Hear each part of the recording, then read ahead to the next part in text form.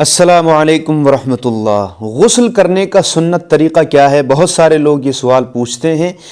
आज इसी पर ये वीडियो है। ये वीडियो देखने के बाद में इंशाअल्लाह आपको किसी से पूछने की ज़रूरत नहीं पड़ेगी। इसीलिए आपसे गुजारिश ये है कि चैनल को सब्सक्राइब कर लीजिए, बाद में आप भूल जाएंगे, इसीलिए अभी सब्सक्राइब कर लें। वीडियो को शुरू करते हैं। गुस्ल करने का सुन्नत तरीक़ा ये है कि सबसे पहले आप नियत करेंगे। अब हो सकता है कि आप नापाकी दूर करने के लिए गुस्ल कर रहे हों, या हो सकता है कि आप सुन्नत अदा करने के लिए गुस्ल कर रहे हों। अगर आप नापाकी दूर करने के लिए गुस्ल कर रहे हैं तो फिर यही नियत करेंगे, यानी आप नापाकी दूर करने के लिए गुस्ल कर रहे हैं, ये नियत करिएगा। और अगर आप सुन्नत अदा करने के लिए, जैसे जुमे के दिन हम गुस्ल करते हैं तो ये सुन्नत है जुमे के दिन गुस्ल करना, तो फिर सुन्नत की नियत कीजिएगा। अब नियत किस तरह से करनी है ये सुन लीजिए। नियत नाम है दिल के पुख्ता इरादे का। नियत जबान से अदा करना जरूरी नहीं है, बेहतर है लेकिन जरूरी नहीं है। चाहे आप नमाज के लिए नियत कर रहे हैं, या फिर वुजू के लिए नियत कर रहे हैं, या गुस्ल के लिए नियत कर रहे हैं, जबान से अदा कर लेना बेहतर है लेकिन जरूरी नहीं है, क्योंकि नियत नाम है दिल के पुख्ता इरादे का।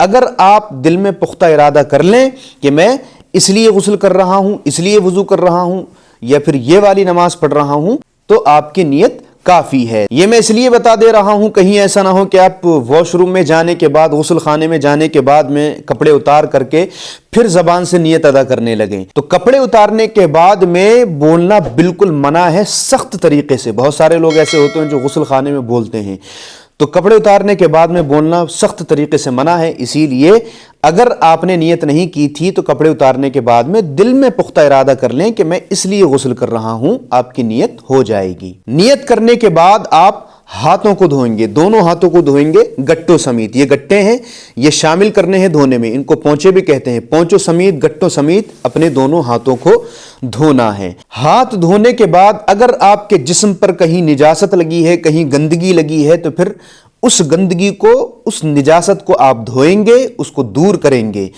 और निजासत और गंदगी दूर करने के बाद आप अपने सित्र को धोएंगे।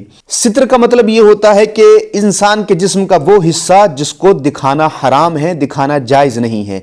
मर्द का सित्र होता है घुटने से लेकर के, घुटना शामिल है सित्र में, घुटने से लेकर के नाफ के नीचे तक, ये मर्द का सित्र है। ये हिस्सा दिखाना हराम है, दिखाना जायज नहीं है। तो निजासत दूर करने के बाद में सित्र धोएंगे, और सित्र धोने के बाद में वुजू करेंगे। बिल्कुल वैसा ही वुजू करेंगे जैसे हम नमाज के लिए वुजू करते हैं। और वुजू में आप ये ख्याल रखेंगे कि नाक अच्छी तरह साफ करेंगे। बहुत से मर्तबा ऐसा होता है कि हमारी नाक में पपड़ी जमी होती है, तो उस पपड़ी को निकालना जरूरी है। और नाक का हर हिस्सा नर्म हड्डी तक पानी से भीग जाना चाहिए। और कुल्ली करते हुए भी ये ख्याल रखेंगे कि अगर हमारे दांतों के दरमियान कोई चीज़ फंसी हुई है तो उसको निकालेंगे। बहुत सी मर्तबा ऐसा होता है कि बहुत ज़्यादा कोशिश करने के बाद भी हमारे दांतों से वो चीज़ नहीं निकल पाती है, तो उसको छोड़ देंगे, लेकिन कोशिश पूरी करेंगे निकालने की। अगर कोशिश करने के बावजूद भी नहीं निकल रही है तो छोड़ने की इजाज़त है।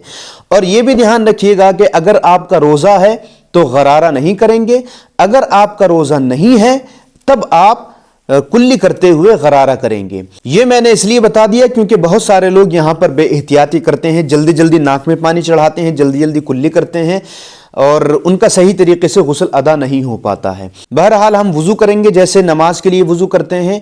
उसके बाद में हम पूरे जिस्म पर पानी को तेल की तरह मल लेंगे। ऐसा क्यों करेंगे? ऐसा इसलिए करेंगे क्योंकि अगर हम बगैर मले ही जिस्म पर पानी डाल लेते हैं तो बहुत सी मर्तबा हमारे जिस्म से पानी बह तो जाता है, लेकिन जिस्म का बहुत सा हिस्सा सूखा रह जाता है और पानी ऐसे ही ऊपर से गुजर जाता है। तो इसीलिए पहले पूरे जिस्म पर पानी को तेल की तरह मल लेंगे।